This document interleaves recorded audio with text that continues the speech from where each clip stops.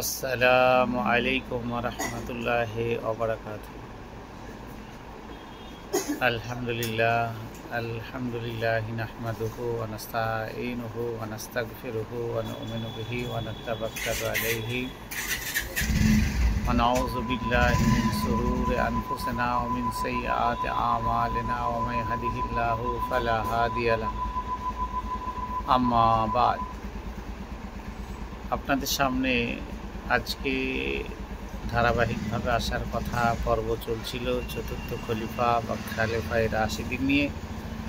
তো আজকে শেষ খলিফা হযরত আলী রাদিয়াল্লাহু তাআলা আনহুকে নিয়ে পর্যালোচনা হবে।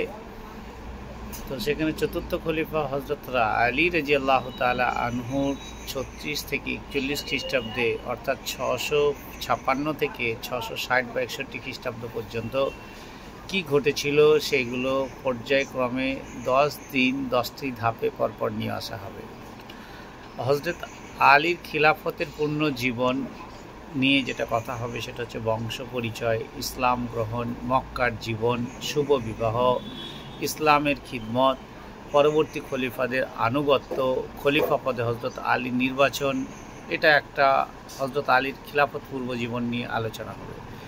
তারপরে দ্বিতীয় অধ্যায়ে আসা হবে সেটা হচ্ছে হযরত আলীর খিলাফত সংকট, হযরত আলীর সমস্যা সংকট, জঙ্গে জামাল বা উটের যুদ্ধ, এটা নিয়ে বিস্তারিত আলোচনা হবে।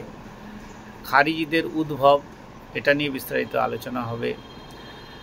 নাহারওয়ানদের যুদ্ধ, এটা নিয়েও আপনাদের সামনে আলোচনা হবে। হযরত আলী ও মুবাইয়ের মধ্যে মীমাংসা কিভাবে হয়েছিল সেটা নিয়েও আপনাদের সামনে আলোচনা হবে।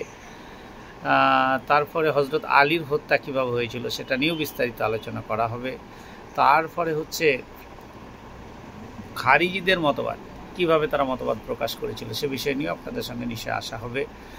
তারপরে শিয়া সম্প্রদায় ও তাদের মতামত কী ছিল সে নিয়েও আপনাদের সামনে বলা হবে। এবং শিয়া ও সুন্নির মধ্যে পার্থক্য যে বিষয়টা সেটা নিয়েও আপনার সামনে, কারা শিয়া কারা সুন্নি, কী কারণ নিয়ে এরা মত নৈতক্য তৈরি করেছে সে বিষয়টা নিয়ে আপনার সামনে আলোচনা হবে। তো এখানে এইভাবেই হযরত আলীর কৃতিত্ব ও চরিত্র তারপর অধ্যায়ে আসা হবে। তো তার কৃতিত্ব ও চরিত্র নিয়ে কি বলা হবে, প্রতিকূল পরিস্থিতির মোকাবেলা তিনি কিভাবে করেছিলেন সে বিষয় নিয়ে আপনার সঙ্গে দারুণভাবে আলোচনা করা হবে। তারপরে বীরত্ব ও সামরিক নৈপুণ্য কীভাবে ঘটিয়েছিলেন সে বিষয় নিয়েও আপনার সামনে আলোচনা করা হবে। প্রশাসনিক সংস্কার, আমরা যেমন এখন আমাদের প্রশাসন নিয়ে বুঝছি, এরকম একটা সংস্কার বা সংস্কারক হিসেবে কীভাবে কাজ করেছিলেন সে বিষয় নিয়ে আপনাদের সামনে যথেষ্ট পরিমাণ আলোচনা করা হবে। ন্যায়পরায়ণতা কেমন ছিল হযরত আলী রাদিয়াল্লাহু তাআলা আনহু সে ব্যাপার নিয়েও আপনার সামনে যথেষ্ট পরিমাণ আলোচনা করা হবে। চারিত্রিক বৈশিষ্ট্য নিয়েও আলোচনা করা হবে। সরলতা ও অনম্বরতা নিয়েও আপনার সঙ্গে যথেষ্ট পরিমাণ আলোচনা করা হবে। অতুলনীয় আধ্যাত্মিকতা, সেটাও আপনার সঙ্গে আলোচনা করা হবে। তো হযরত আলী চতুর্থ খলিফা সেই বিষয় নিয়ে যথারকম যা কিছু সব কিছু আলোচনা করা। হযরত হাসানের খিলাফত লাভ কীভাবে হয়েছিল সে বিষয় নিয়েও আপনার সঙ্গে আলোচনা করা হবে। তো এখানে পরপর যে অধ্যায়গুলো এসেছে, প্রথমে হযরত আলীর খিলাফত পূর্ণ জীবন সম্বন্ধে 2-4টে কথা বলে আজকে এখান থেকেই বিদায় নেওয়া হবে। সেই বিষয়টাকে নিয়ে আপনার সামনে বলছি। মুসলিম জাহানের চতুর্থ খলিফা হযরত আলী রাদিয়াল্লাহু তাআলা আনহু 600 খ্রিস্টাব্দের কুরাইশ বংশের হাশিমি গোত্রে জন্মগ্রহণ করেন, এটা আমরা সবাই জানি। তার পিতার নাম ছিল আবু তালিব ও মাতার নাম ছিল ফাতিমা। তবে পিতা আবু তালিব ছিলেন হযরত মুহাম্মদ সাল্লাল্লাহু আলাইহি ওয়াসাল্লামের পিতৃব্য চাচা। আর হাশিমি গোত্রের উপর পবিত্র কাবা গৃহের তত্ত্বাবধানের ভার ছিল।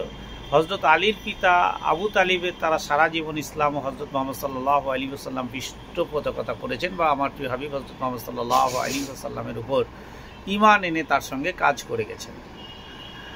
তো আবু তালিবের আর্থিক অসুবিধা পড়লে হযরত মুহাম্মদ সাল্লাল্লাহু আলাইহি ওয়াসাল্লাম স্বাবলম্বী হয়ে হযরত আবু আলীর প্রতিপালনের দায়িত্ব গ্রহণ করেন এবং মহানবী বরাবরই আলীকে সন্তানের মতো স্নেহ করতেন এবং ইসলাম গ্রহণ মহানবীর গৃহে পালিত হওয়ার কারণে হযরত আলী তার সম্পর্কে পুরোপুরি ওয়াকিবহাল ছিলেন। সুতরাং মহানবী যখন আরবের জনগণের ইসলামের প্রতি আহ্বান জানালেন তখন তার আহ্বানে সর্বপ্রথম যারা সাড়া দিয়েছিলেন তাদের মধ্যে অন্যতম ছিলেন হযরত আলী ও মা খাদিজা। পরে তিনি ছিলেন প্রথম মুসলিম। অনেকের মতে হযরত আলী প্রথম ইসলাম গ্রহণ করেছিলেন বলে অনেকের ধারণা। তো যাই হোক, আজকে এখানেই তারপরে মক্কা জীবন নিয়ে যথারীতি শুরু হবে।